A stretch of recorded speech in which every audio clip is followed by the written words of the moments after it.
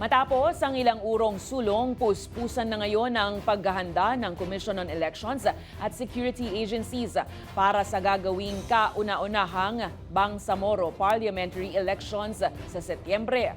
Magsisimula na rin sa Mayo ang mga aktibidad kaugnay ng halalan.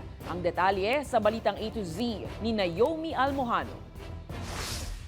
Matapos ang 4 na beses na pagkakaudlot, puspusan ng preparasyon ng Commission on Elections at concerned agencies para sa kauna-unahang Bangsamoro Parliamentary Elections sa September 14.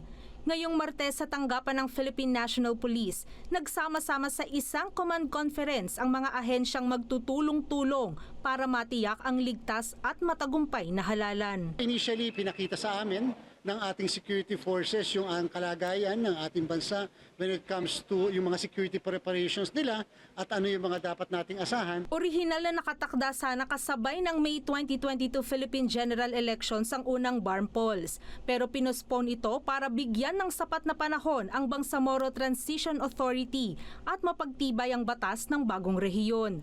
Hanggang sa nakansela rin ang dalawang sunod na rescheduled dates, May 2025 kasabay ng midterm elections at October 13, 2025 dahil naman sa isyu ng seguridad at kahandaan. Habang muling sinet sa March 30, 2026 ang kauna-unahan sanang BARM parliamentary elections pero hindi ito natuloy dahil sa validation ng redistricting law.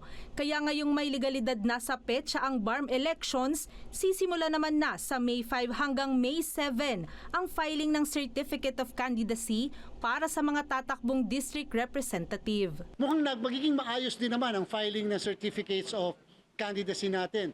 16 ang nag-file ng kanilang application for accreditation ng mga political parties at plano natin, itong bago matapos ang Abril, tatapusin natin ang lahat. Kung sila ba ay accredited o hindi. Umaasa si COMELEC Chairman George Erwin Garcia na walang kaguluhang maitatala, lalo't automated elections ang magaganap.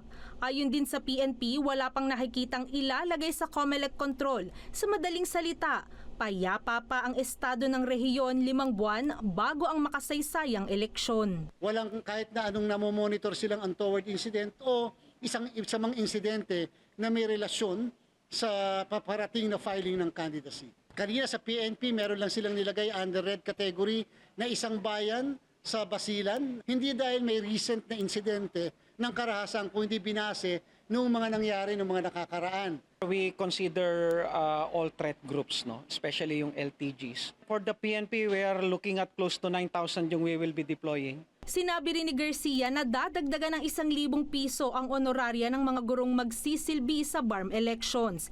Ibig sabihin, 3,000 piso na ang kanilang matatanggap, dagdag pang 2,000 piso mula noong nakaraang halalan. 3 bilyong piso ang budget ng COMELEC para sa pagdaraos ng first BARM parliamentary elections. Para sa Balitang A to Z, Naomi Almohano.